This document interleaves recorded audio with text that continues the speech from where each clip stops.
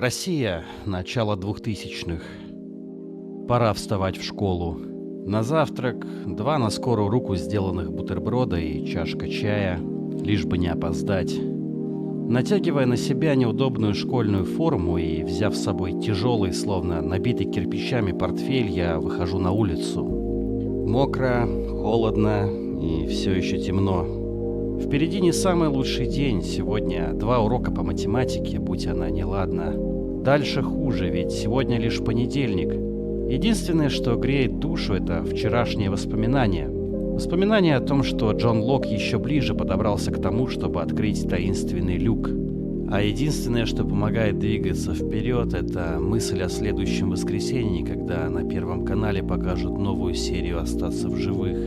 Одноклассники, учителя и даже продавщицы в магазинах не упускают шанса перекинуться парой слов о сериале, прежде чем обсудить меня за покупку пачки Принглс, 2 губок и резиновых перчаток. Это не ваше дело, Людмила. Всех их, как и меня, словно магическое заклинание захватила тайна. Иногда мне кажется, что меня она захватила сильнее всех. И даже отвлечься от этих мыслей нет никакой возможности, ведь все вокруг не перестают говорить об этом чертовом сериале. Это какая-то пытка. Что находится в люке? Что означают цифры? Что это за черный дым? Откуда на острове белый медведь? И кто этот лысый хуй? Ты случаем мой тапок не взял? Это уже слишком. Чем дольше я смотрел, тем больше становилось вопросов. Мне нужны ответы. Порой у меня все же получается отвлечься, ведь по Jetix иногда показывают «Шаман Кинг». А, черт, это филлерная серия. Иногда там показывают Totally Spice. О нет, это пляжная серия. Ну ладно, хотя бы по MTV идет моя любимая клиника. А, черт. В общем, я стараюсь хоть как-то отвлечься, но меня не отпускает. Не отпускает надежда, что именно в это воскресенье я стану ближе к разгадке. Хотя бы к одной. Но этому не суждено было случиться. Лишь спустя долгих 20 лет мне открылась истина. Разгадка самой главной тайны сериала «Остаться в живых». И звучит она так. Сериал «Lost» весь пляжный. Телевидение – самая ужасная проклятая сила во всем безбожном мире. Потому что для вас истина то, что вы видите по телевизору. Телевидение – это Евангелие. Сейчас существует целое поколение, которое никогда не знало ничего, кроме телевизора.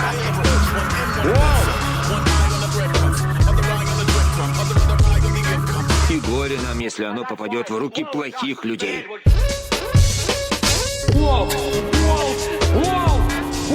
Выключайте!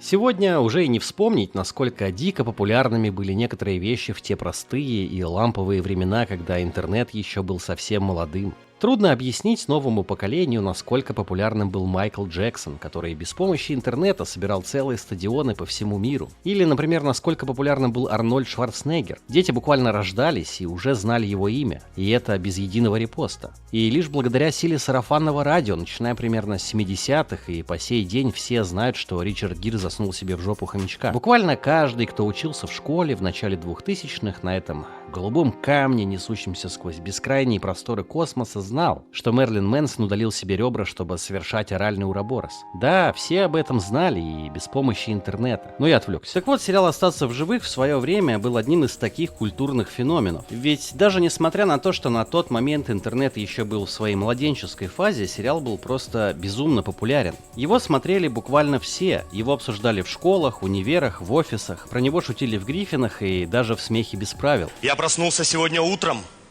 и у себя на локте обнаружил заброшенный люк. Причин у этой безумной популярности было немало. Интересные персонажи, захватывающий сюжет, высокая кинематографичность и многое-многое другое. Но что, если я скажу вам, что одна из главных причин успеха Lost стала причиной его неминуемого провала? И не только его провала, но и главной проблемой всех сериалов, на которых он оказал свое жестокое влияние. И вы, возможно, спросите меня: Игорь, почему тебе не плевать на сериал 20-летней давности? А я отвечу: я не Игорь. Но я все же поясню. В 2004 году состоялась премьера первого сезона Lost, в переводе «Потерянные», который по российскому обычаю был переименован в «Остаться в живых» на манер популярного на тот момент реалити-шоу «Последний герой» 2001 года, который в свою очередь был адаптацией зарубежного реалити-шоу «Выживший» 2000 года, участники которого по сей день уже 50-й сезон делают вид, что выживают на острове. А помните, как Дроздов и Децл накормили всех супом из ядовитых лягушек и обливали весь остров? Это даже не шутка, это действительно было. Но я отвлекся. Написанный и срежиссированный Джей Джей Абрамсом пилот сериала буквально с первых же секунд мертвой хваткой вцеплялся во внимание зрителей. Он начинается с того, что Джек, наш протагонист, просыпается раненый посреди джунглей. Он выбегает из леса на берег, и перед ним и зрителями предстает страшная картина. Он выбегает из леса на берег, и перед ним предстает другая страшная картина. Горящие обломки, хаос, паника и осознание, что самолет, на котором он летел, разбился на каком-то острове. Сериал сразу же бросал зрителя в эпицентр событий, давя на психику и дезориентируя его. И одновременно с этим ставил множество вопросов, безжалостно подвешивая зрителя за его потный висящий интерес. Зритель даже не успевал понять, что происходит, пока люди в панике бегали по берегу, попадали в турбины самолета и даже рожали. И на этом фоне еще и шло раскрытие характера Джека как спасателя и лидера. А когда тревога немного спадает, сразу же встает ряд вопросов. Что это за остров, кто все эти люди и каким образом они выжили при крушении самолета? По сути, это мастерская психологическая атака одновременно на все чувства зрителя. Прием, который Джей Джей Абрамс еще много раз использует в своих фильмах, чтобы скрыть отсутствие сюжета. Somehow Palpatine returned. Двухчасовой пилот своим бюджетом превысил аж $10 миллионов, что на тот момент было просто немыслимой суммой для сериала. И это тоже сразу же бросалось в глаза. Здесь же шоураннеры в лице Дэймона Линделофа, Карлтона Кьюза и Джей Джей Абрамса знакомят нас с ключевыми персонажами сериала. Это, конечно же, Джек, хирург с синдромом спасателя и лидер, Чарли, наркоман и рок-звезда с внутренним конфликтом, Хёрли, добродушный пухляш и комичный персонаж, Сойер, обаятельный говнюк и проходимец с темным прошлым, Кейт, обаятельная красотка с темным прошлым, Саид, обаятельный араб с темным прошлым, Джин, необаятельный азиат с темным прошлым. Список персонажей начинает немножко скатываться, друзья. Ну и, конечно же, гвоздем всего этого праздника жизни является он.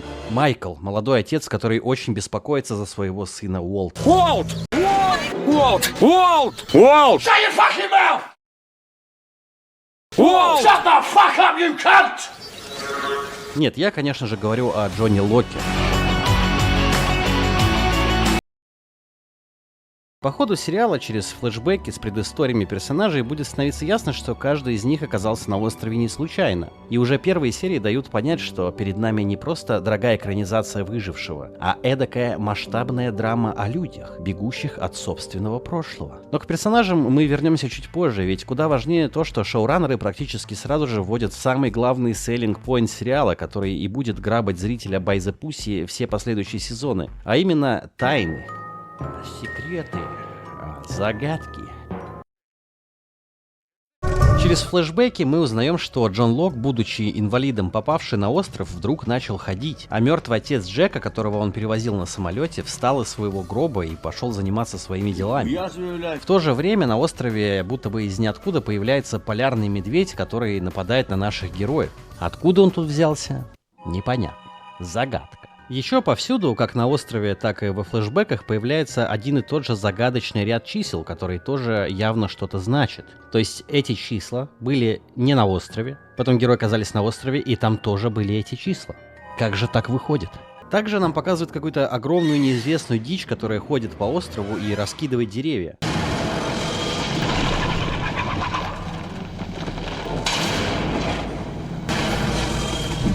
Это Винсент?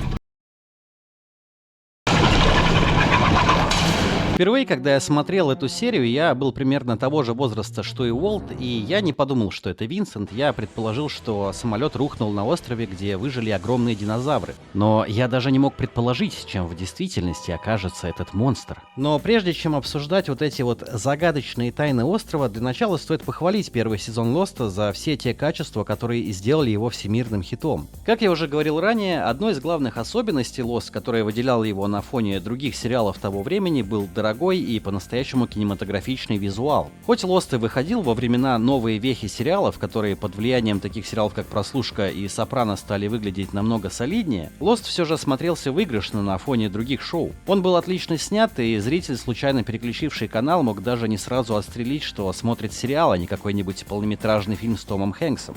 У меня спит. Из-за сеттинга и качественного визуала атмосфера Lost была по-настоящему особенной, ловко перепрыгивая между драмой, мистикой и даже используя элементы хоррора. Джек? И что самое важное, это отлично работало именно из-за фирменного, буквально запатентованного этим сериалом чувства неизвестности. Благодаря грамотным сетапам в начале сезона и тому факту, что сериал большую часть времени все же оставался приземленным и реалистичным, зритель, как и сами персонажи, тупо не понимал, что вообще может скрываться в этих джунглях. Поэтому многие из сцен, где герои оказывались в лесу, ощущались реально тревожными и криповыми. Когда герои уходили вглубь острова, появлялось чувство настоящей опасности, что в свою очередь делало остров пугающим. Не лезь, блядь, дебил, сука, ебаный. Нихуя себе, блядь. Бил, блядь. Также из-за приземленности сериала зритель сильнее сопереживал персонажам, и даже несмотря на то, что герои, как реально ебанутые психи, просто по КД чистили друг другу ебало по поводу и без, эмоциональные моменты в первом сезоне все же реально работали. Но что сделала первый... Да успокойтесь вы, блядь. Ну что сделала первый сезон Lost по-настоящему великим телевидением, это, конечно же, сами персонажи. Classic niggas. Racist niggas. Mystery niggas. Psycho niggas. Dog niggas.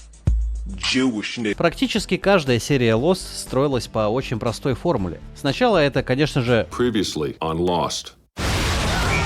После этого обычно шел cold opening, где нам показывали одного из героев, и так мы понимали, что этот герой будет центровым в этой серии. Потом сериал представлял проблему на острове вроде нехватки еды в лагере, которую этот персонаж должен был как-то решить. Ну а после, перемежаясь сюжетом на острове, следовали флешбеки в прошлое героя, где раскрывалось, кто он такой, какая у него личная драма, и которые тематически поддерживали события, происходящие на острове. И когда я смотрел сериал по телеку, если в начале серии я видел лица таких персонажей, как Сойер, Лок или Херли, то следовала довольно естественная реакция. Но если после недели ожиданий новой серии первым, что я видел, было вот это лицо, или вот это лицо, или вот это лицо, или вот это лицо, или даже это лицо, то... Дело в том, что в первом сезоне Lost фигурирует целых 14 действующих персонажей, и это не считая тех, что лишь периодически появляются в сериале. А если считать вместе с ними, то их было больше 20. Немало. И на самом деле это и не удивительно, ведь из 25 серий первого сезона лишь 7 по-настоящему двигали сюжет вперед. И некоторые персонажи, по сути, являлись полностью филлерными. Vampire, nationalist, mental retard, a scared man. Really? Retard, traitor, vampire, ex-level, Moses. Поэтому для тех, кто не смотрел сериал, я быстренько пробегусь по самым важным героям, чьи роли имеют хоть какой-то вес для сюжета и представляют хоть какой-то интерес лично для меня.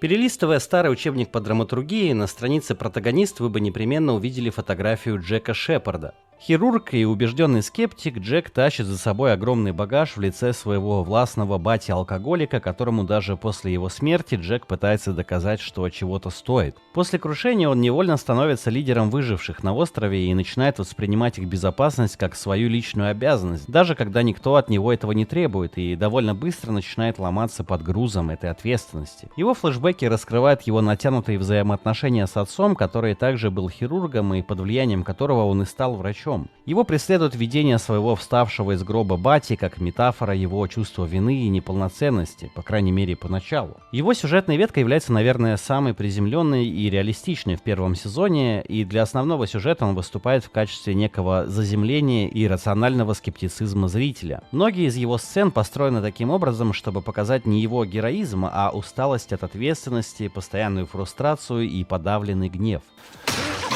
Я с вами. Хочу помочь. Мне не нужна помощь. Я тоже иду. Оружия больше нет. Есть пушка для меня. Ты не идешь. Я умею стрелять и... Ты не идешь. Эй, а ты куда? Непонятно? Я пойду с вами. Ты на антибиотиках. What? Именно по этой причине его сюжетка смотрелась менее выигрышно на фоне других персонажей, потому что была наполнена вот подобными тяжелыми эмоциями, но при этом добавляла некую классическую драматическую составляющую в сериал. Он далеко не самый интересный герой Лоста, но его идеологическое противостояние с другим основным персонажем со временем превратится в главный конфликт всего сериала. И этим персонажем, конечно же, является Сойер. Перелистывая старый учебник по драматургии, на странице антигерой вы бы непременно увидели фотографию Сойера. На первый взгляд Сойер выглядит как типичный подонок, презирающий все, что движется. Он хамит окружающим, занимается мародерством на телах погибших пассажиров, использует жизненно важные припасы для шантажа выживших и выдает всем обидные, но все же смешные прозвища. Как она? О, да ты никак не равнодушен к блондиночке, Джаба. А что такое? Не знаю, мистер Пропер. Дай его мне. Отдай Аль-Джазире, он спасет нас. Аль-Джазира — это канал. Но под сволочным фасадом скрывается чувственный и трагичный человек, чья нелегкая судьба заставила его ступить на скользкий путь и начать продавать лекции по личностному росту и гайды на дейтинг с тупыми бабами. Женщины простые.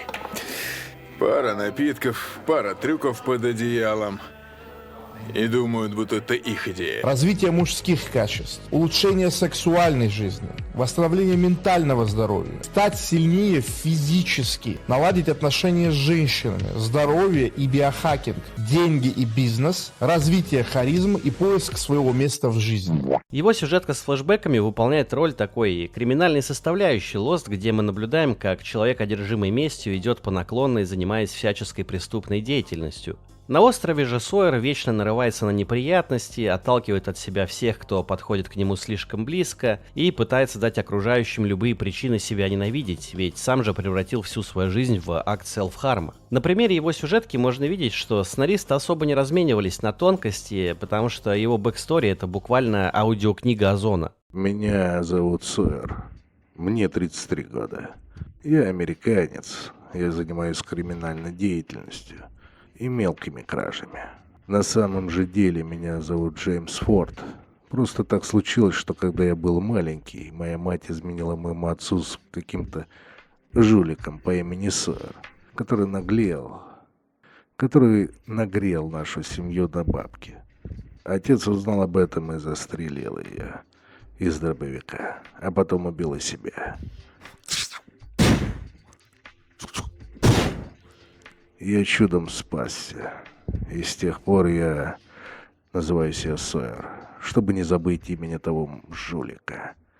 Я погрузился в криминальный мир и тоже стал таким жуликом. И я все еще не забыл того самого мужика. Поэтому я одержим местью и ищу его, чтобы убить. Аудиокнига «Тихий Сойер».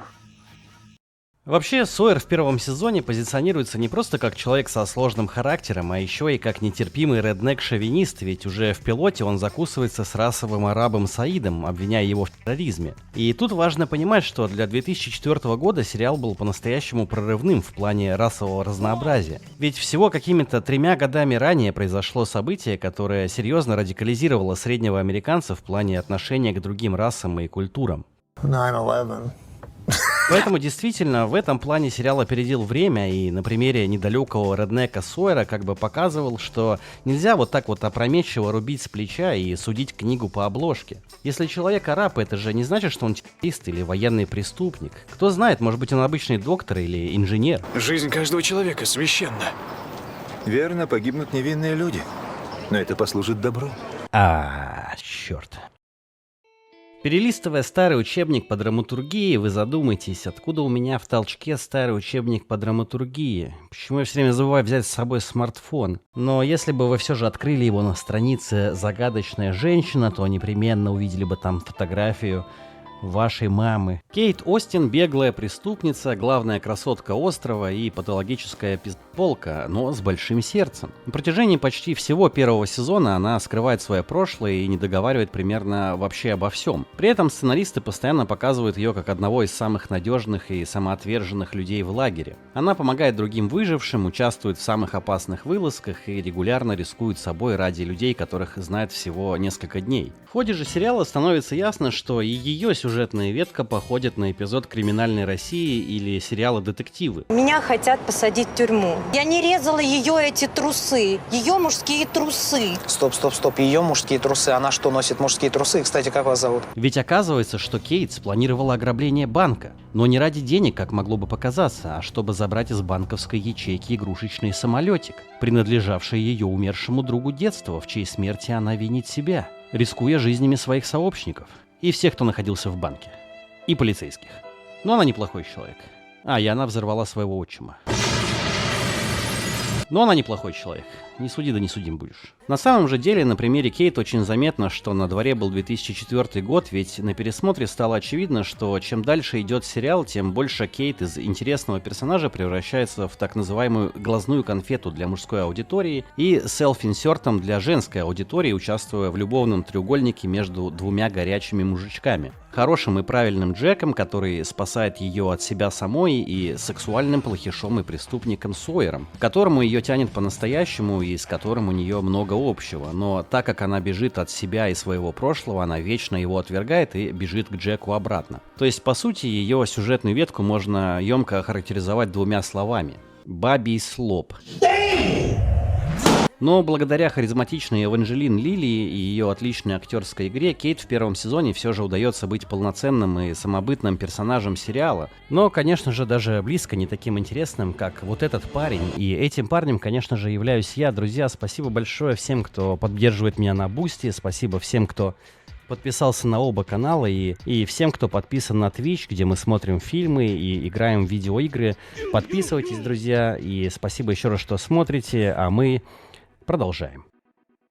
Загадочный, мудрый и харизматичный, Лок очень быстро стал любимчиком аудитории, ведь даже несмотря на то, что у него тоже темное прошлое, он все же стоит особняком среди всего остального каста. И все потому, что среди людей, которые отчаянно пытаются выбраться с острова, он единственный выглядит так, будто только что отмотал десяточку и наконец-то откинулся из тюрьмы. Весь первый сезон он будто бы не пытается выжить на необитаемом острове, а проходит какой-то охуенно интересный квест. И пока остальные суетятся из-за припасов и спасения, срутся между собой по любому поводу, Лок на довольных щах исследует джунгли, охотится, да и просто в целом чилит. Чем и очаровывает зрителей, и я бы даже сказал, заражает своим энтузиазмом. Лок создает впечатление, что знает гораздо больше, чем может показаться на первый взгляд. Он говорит загадками, разбрасывается философскими цитатами, всегда оказывается в нужном месте и почти никогда не выглядит растерянным. Из-за этого зритель вместе с остальными героями начинает подозревать, что Лок понимает природу острова лучше всех. Но самым крутым моментом первого сезона, который продает Лока зрителям как одного из лучших персонажей сериала, является, конечно же, 4-я серия, посвященная его флешбеку.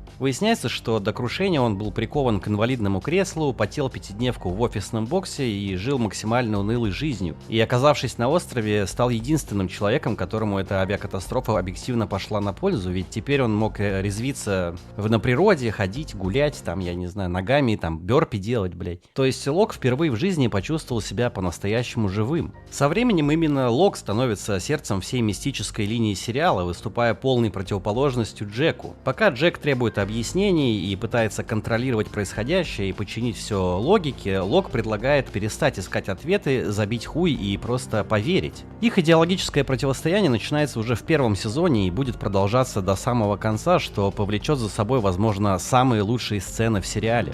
What if everything that happened here happened for a reason? I've looked into the eye of this island, and what I saw was beautiful.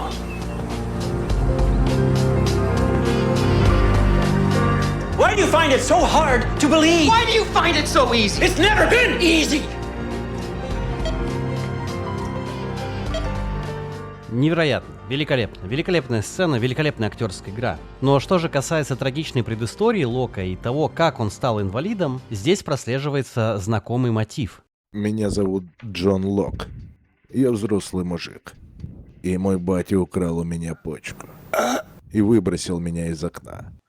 И я стал инвалидом. В общем, как вы уже могли понять, вырисовывается некий паттерн. Первые сезоны Лоста были наполнены персонажами разной степени интересности, за взаимодействиями которых было увлекательно следить. И даже несмотря на то, что многие из предысторий этих персонажей будто были написаны Дарьей Донцовой после пары шкаликов, а уровень драмы моментами напоминал потерянный эпизод какой-нибудь криминальной НТВ залупы нулевых, все это удивительным образом работало. Потому что первые сезоны Лоста держались сразу на нескольких столпах. Одним из этих столпов был уникальный сеттинг и атмосфера таинственного необитаемого острова, которые, приправлены сочным визуалом и саундтреком, создавали ощущение какого-то грандиозного приключения. Вторым, куда более важным столпом сериала был, конечно же, великолепный актерский состав. Практически весь основной каст первых сезонов Лоста был просто невероятен, ведь каждый из этих актеров мог продать буквально любой булщит категории Г, написанный сценаристами, и он все равно выглядел убедительно. Лост стал идеальной площадкой для этого каста, где талант актеров постоянно вытаскивал материал на уровень выше. И именно благодаря им персонажи ощущались живыми людьми, а самые абсурдные сюжетные повороты приобретали эмоциональный вес. Ну а третьим столпом этой формулы являлся, конечно же, хук, на который создатели ловко подвесили всю планету, и этим хуком были те самые тайны, которые заставляли зрителя каждую неделю возвращаться к телевизору и надеяться и верить, что ну уж в этот раз нам точно расскажут, что за хуйня тут происходит. Что подводит нас, возможно, к самому жесткому клиффхенгеру всех времен. Грандиозной кульминацией первого сезона, конечно же, стало вскрытие таинственного Люка, самой главной загадки сериала на тот момент. Когда Люк был введен в сериал в 11 серии, Лост уже успел накидать зрителю огромное количество загадок вроде черного дыма, белого медведя, цифр Херли, исцеления Лока, видений Джека, видений Лока, Люка, Джока. Но именно Люк стал центральной тайной первого сезона, так как шоураннеры снова и снова возвращали к нему героев, как бы отвлекая зрителей от других загадок сериала одной ультимативной мега-ультра 4D загадкой, и стратегически подводили финал именно к ней. Из-за Люка срались и даже умирали герои. Чтобы его открыть, персонажи даже пошли на сайд-квест за взрывчаткой, где их ждала еще одна мистическая тайна. Как это он сюда попал? И на этом сайд-квесте даже умер один из персонажей, введенный 2 сериями ранее для того, чтобы заебать зрителей и умереть в этой серии. Стойте, стойте, стойте, стойте! Отсюда до моря километра 3. Его сюда цунами занесло, что ли, да? Тогда объясни, почему Кейт взяла для своего шалаша лучшие обломки. И что это значит, черт побери? Так что... В общем, к финалу у всех зрителей на уме был только этот ебучий Люк, ведь, возможно, то, что находилось внутри, могло ответить хотя бы на один из десятков поставленных вопросов. И сегодня, во времена стримингов и бинж-вотчинга целых сезонов за раз, практически нереально осознать, насколько мощным событием был этот финал. Те, кто застал сериал по телевизору, помнят, насколько напряженным и захватывающим был этот момент. Лично я помню это, словно это было 22 года назад. Заинтригован. Это было непередаваемое ощущение, когда, сидя на краю дивана, мы все, вцепившись глазами в экран, боялись лишний раз моргнуть, чтобы ничего не пропустить, когда Лок и Джек открывали взорванную крышку этого люка. И вот они отодвигают эту крышку, и их камера медленно спускается на глубину и... Открытие люка действительно стало одним из самых знаковых моментов в истории телевидения, целым культурным событием наряду с разгадкой убийства Лоры Палмер в Твин Пиксе, финалом Сопрано и красной свадьбы из Игры престолов. Заброшенный люк! И всех волновал только один вопрос: что же находится внутри? Именно тут, друзья мои, и случается поворотный момент Лоста, который, по сути, стал главным примером всех его проблем, ведь придуманный самим Джей Джей Абрамсом таинственный люк вел в никуда. Дело в том, что Джей Джей Абрамса принято считать создателем концепции под названием Mystery Box. По словам самого Абрамса, на TED Talk в 2007 году, в далеком детстве его дед отвел его в магазин магии Таннена, старейший действующий магазин магии в Нью-Йорке, где он купил таинственную коробку за $15, которую спустя 35 лет он так и не открыл. И долго думая, почему он до сих пор ее не открыл, он пришел к выводу, что не открыл ее, потому что она напоминает ему о его дорогом дедушке и о том драгоценном моменте, который они разделили вместе в том магазине. Но поразмышляв над этим еще, он понял, что на самом же деле он не открыл ее, потому что для него тайна важнее знания. Так зародилась его идея мистери-бокса как нарративного приема, создающего сюжетное напряжение и удерживающего внимание зрителя. Ведь тайна означает неопределенность, а неопределенность для него означает бесконечные возможности. И Абрамс начал использовать этот прием во всех своих фильмах, и в Супер 8, и в Кловерфилд, и в ребуте Стартрека, и, конечно же, в ребуте Звездных войн. Не знаю, как, но Палпатин вернулся.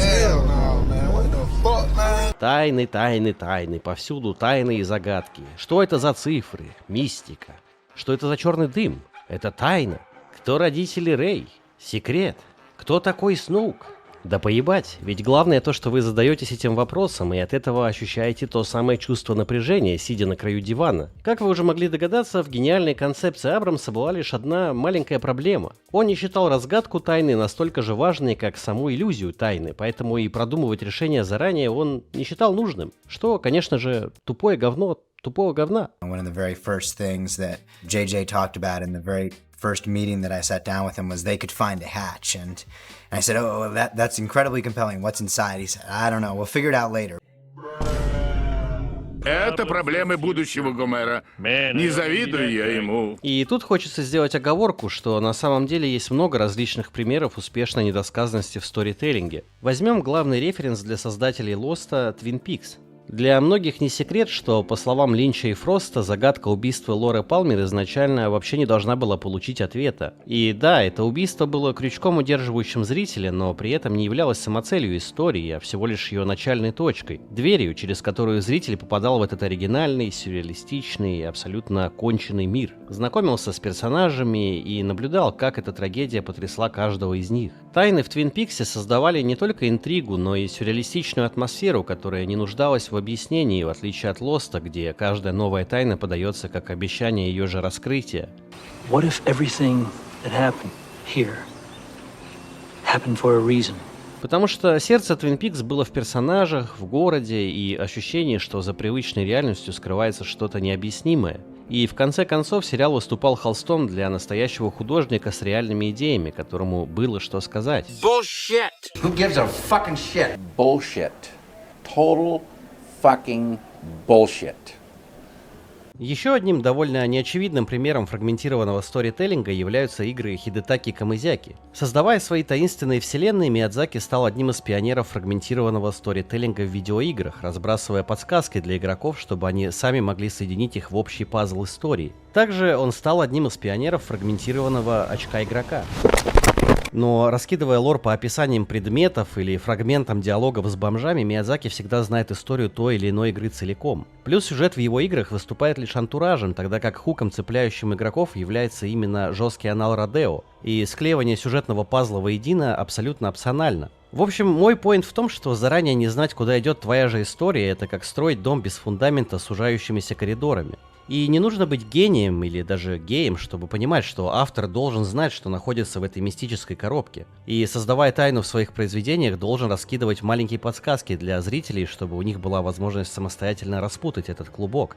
И какое же это космическое совпадение, что новая трилогия «Звездных войн» под руководством Абрамса развалилась, не успев начаться, именно по этой же самой причине. Потому что была целенаправленно сконструирована для манипуляции на чувствах ностальгии, построена на пустых обещаниях и элементарно не продумана наперед. И лично мне слабо верится, что Абрамс, будучи сценаристом и режиссером, каждый раз берясь за новый проект, не знает, что нельзя строить дом без фундамента. И не знает, что в драматургии любое напряжение требует разрядки, иначе это не сторителлинг, это эджинг. Поэтому весь этот сентиментальный спич про мистери-бокс и важность тайны больше похож на оправдание постфактум. А реальная идея, пришедшая в голову к Абрамсу в детстве в том магазине, заключалась в том, что можно прогревать людей, продавая им пустые коробки с большим знаком вопроса на них. Is there a big, giant, planet-sized weapon in Force Awakens? Yes. And does it blow up? It does blow up. And so there are undeniable, parallels. For those who hate it, I could not respect your opinion more. And for those who love it, I question your sanity. Поздравляю, Джей Джей, это действительно смешная шутка. Кстати говоря, гонорар Джей Джей Абрамса за 7-й эпизод «Звездных войн» составил более $30 миллионов. И чтобы не распыляться, объясняя бессмысленность каждой непродуманной тайны, я расскажу про еще один пример бессовестного прогрева первого сезона, и это, конечно же, Уолт! Уже в пилоте нам начинают намекать на то, что Уолт не простой пацан, он особенный. Это Винсент? Уолт читает комикс, в котором видит рисунок белого медведя, а буквально через пару сцен на героев в джунглях нападает Джеффри Эпштейн. Это первая серьезная заявка на то, что мысли Уолта каким-то образом материализуются.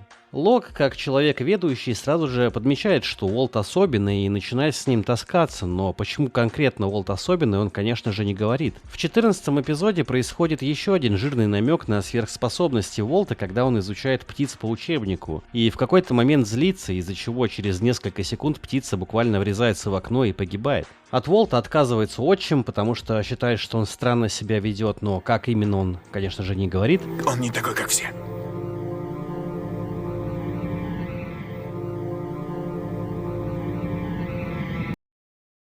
Потом Уолт предостерегает Люка, чтобы тот не открывал джок, хотя он даже о нем не знает.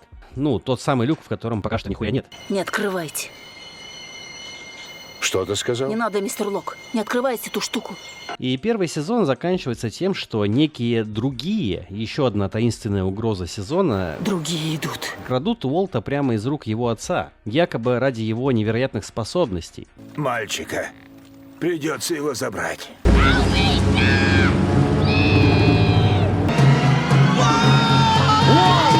И после этого в сериале Уолт появлялся примерно на 7 минут хронометража. Во втором сезоне другие продолжат говорить про то, какой он особенный, но это, естественно, тоже ни к чему не приведет. И реальной причиной, по которой создатели сериала решили от него избавиться, является то, что актер, играющий Уолта, начал взрослеть. The other question that that really percolates to the top is what's up with Walt? When are we going to see Walt again? Which is a great question, and what the actual answer is Malcolm David Kelly is now 39 years old. like 6'5". We made a big deal out of him, and we cast Malcolm. He was 12 playing 8, and then towards the end of season 1, he'd be talking, and you'd start to hear, little Peter Brady puberty, creeping in, and we're like, we got to get that kid on the raft stat. То есть, подогрев интерес к Уолту и показав, что он по какой-то таинственной причине является ключом вообще ко всему, создатели вдруг осознали, что забыли про пубертацию и просто избавились от персонажа. Короче, главный тезис всего этого балагана звучит так. Линделов, Кьюс и Абрамс понятия не имели, куда идет их очень успешный сериал. Они знали только то, что Lost приносит деньги. И если вы пристально приглядитесь к этим трем людям, то вы поймете, что их объединяет нечто общее. Они все работают в Голливуде. А людям, работающим в Голливуде, как известно, нельзя доверять, потому что там работают одни евреи. Второй сезон стал поворотным в сериале, меняя основную траекторию Лоста с приземленного выживача на острове в сторону фантастики с иллюзией глубокого лора. И тут шоу начало разваливаться, ведь вместо раскрытия хотя бы пары тайн первого сезона шоураннеры решили навалить новую пачку тайн и секретов, в надежде, что зрители забудут про все предыдущие оставленные незакрытыми вопросы. Открытие Люка привело к тому, что в сериал была введена Dharma Initiative, компания, которая ставила различные таинственные зловещие эксперименты на острове. Ведь оказалось, что в Люке находится станция этой самой Dharma Initiative, которая предназначалась для того, чтобы двое назначенных операторов, живущих на этой станции, раз в 108 минут вводили в компьютер тот самый таинственный ряд чисел, который Хёрли слышал в психушке, чтобы спасти человечество от апокалипсиса. Вы что, в это верите? В эту чушь? Спасать мир, нажимая на кнопку? Нет. И сейчас, с высоты времени, произнося эту чушь вслух, действительно тяжело поверить, что мы, как зрители, вообще повелись на это тупое говно. Но, опять же, сериал был настолько хорошо поставлен и сыгран, в особенности второй сезон, который многими считается лучшим, что все проглатывали каждую новую серию с библейской жадностью, и мало кому приходило в голову, что нас всех безжалостно прогревают. Тем не менее, сезон представил новых интересных персонажей, вроде Дезмонда, Мистера Эка или Мишель Родригес. А также в этом сезоне появляется лидер других и главный пиздобол и злодей сериала, вечно отпизженный Серега Бурунов. Но даже если отбросить все несостыковки и пустые тайны сезона, его главной проблемой был сильно провисающий темп повествования. Позже шоураннеры сами признавались, что долгое время не знали, сколько вообще продлится сериал, а ABC не хотели назначать дату окончания, потому что Lost приносил огромные рейтинги, а значит, историю приходилось искусственно растягивать. Именно поэтому просмотр второго сезона по большей части ощущается как подъем по эскалатору, который едет вниз. Вместо движения сюжета зритель получает серию, где Сойер охотится на лягушку, целую арку про героиновую зависимость Чарли, которая в итоге никуда не приводит, серию, где Херли несколько дней бегает за лысым воображаемым другом, серию про аферу Сойера с оружием, которая почти никак не влияет на основную историю, и все это вперемешку с бесконечными спорами Люка и Джока о кнопке, которые раз за разом возвращаются к одним и тем же аргументам. При этом главные вопросы, ради которых зритель вообще продолжал смотреть сериал, практически не двигались, и вместо ответов нам подкидывали еще одну станцию Дармы, еще одного загадочного персонажа и еще одну тайну, которую обещали объяснить когда-нибудь потом. Финал второго сезона окончательно превращает Lost из истории о выживании на необитаемом острове в сериал про Дарму, электромагнетизм, глобальные заговоры и мифологию острова. А уже в третьем сезоне растягивание хронометража и количество филлерных серий пробило вообще всякое дно. Чтобы хоть как-то растянуть историю, Джек, Кейт и Сойер почти на половину сезона оказываются заперты в клетках, тогда как остальные персонажи на острове в основном ждут, спорят, играют в пинг-понг и занимаются какой-то хуйней. В этом же сезоне происходит одна из самых позорных и тупых вещей в сериале. Из-за острой нехватки идей сценаристы решают посвятить целую серию истории татуировки Джека. Это серия флешбэк про то, как он едет в Таиланд, знакомится там с горячей азиаткой, силой заставляет ее набить себе татуировку и в итоге получает пизды. Этот эпизод считается чуть ли не худшим эпизодом всего сериала и стал наглядным примером идейного банкротства сценаристов в третьем сезоне. Молодец, молодец, молодец. Но самым хуевым эпизодом третьего сезона, который больше напоминает серию ситкома на ТНТ, стал эпизод, внезапно посвященный двум челам из массовки, которых вели буквально несколькими сериями ранее. Но разве эти вещи были твои? А. Они стали моими. Б. Кто ты такая? Причем вели их настолько нагло, что задним числом вписали в события первых сезонов. Оказывается, они тоже бегали по джунглям, тоже все видели, тоже оказывались рядом почти со всеми ключевыми событиями. Эй, ручка есть? Ручка есть? Ручка. У кого-нибудь ручка есть? Сама серия представляет собой детектив про то, как эти двое охотятся за украденными бриллиантами, постоянно предают друг друга, и в итоге оба оказываются укушены пауком, чей яд полностью парализует человека, имитируя смерть. Остальные выжившие, естественно, принимают их за мертвых и с почестями закапывают заживо. И это не какая-то пародия на Lost, это реально 40 минут третьего сезона. У кого-нибудь ручка есть? К счастью, примерно в этот момент Линделофу и Кьюзу все же удается убедить ABC назначить сериалу фиксированную дату окончания, и это буквально спасает Lost, но, к сожалению, слишком поздно. С этого момента история наконец-то снова начинает двигаться вперед. Четвертый сезон резко прибавляет в темпе и практически избавляется от филлеров, но вместе с этим становится очевидно, что сценаристы пытаются выбраться из говна, в который сами же себя и закопали. Загадок и тайн накопилось настолько много, что распутывать их последовательно уже было просто невозможно. Поэтому, чтобы ничего не объяснять, сериал все сильнее и глубже уходит в научную фантастику в попытке окончательно запутать зрителя. На остров прибывает грузовое судно с очередной партией загадочных персонажей. Мне надо назад. Назад? На остров? Он сказал, что поможет. Скажет, что надо делать. Дезмонд, послушай. Пожалуйста, объясни мне. Дезмонд? Ты Дезмонд?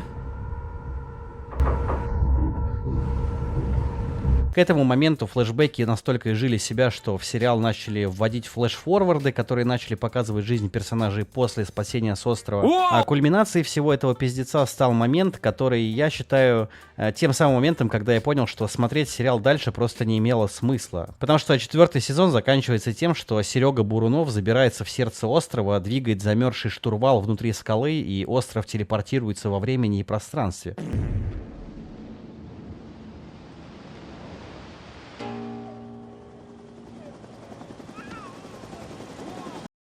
Спустя почти 20 лет я пересмотрел Lost, и в этот раз до самого конца, чтобы честно мог закрыть эту главу и наконец сказать, что я посмотрел его полностью, все 121 эпизод. И теперь я гордо могу заявить: Это того не стоило. В этом видео я не буду рассказывать про путешествия во времени, Флэш Сайдвейзы, Человека в черном, Джейкоба, смерть и воскрешение персонажей и все самые худшие клише категории Г, которые Lost собрал в последующих сезонах.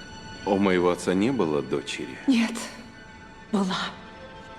Моя дочь летела тем рейсом. Но так и не узнали, что она ваша сестра. Ее звали Клэр. И уж точно не буду рассказывать, как отсутствие фундамента привело к худшей из возможных концовок сериала. Но в начале видео я говорил о том, что может показаться странным, что мне резко стало не плевать на сериал 20-летней давности, который бессовестно прогрел меня в детстве. Так вот, мне стало не плевать по одной простой причине. Эти уёбки, они снова это сделали. Уолт! Друзья, всем спасибо, кто досмотрел до конца, всем спасибо, кто подписался, огромное спасибо бустерам, которые все это время меня поддерживали, пока я не выпускал видосы. Сейчас я планирую вернуться в большую игру, так называемую, да, и продолжить активность на основном канале. Также на втором канале все еще происходит активность, также подписывайтесь на Twitch, где я все еще стримлю каждую неделю. В этом ролике, конечно же, не получилось рассказать все, что я хотел рассказать, но чем богаты, тем и рады, как говорится. Возможно, будет вторая часть для этого ролика, я пока еще не знаю, но в любом случае спасибо, что смотрите, спасибо всем, кто не отписался за это время. За новостями и обновлениями вы можете пройти по ссылочке в ТГ-канал. Все, друзья, на связи, всем пока. I mean, it's alright, like, overrated as fuck in my opinion. I mean,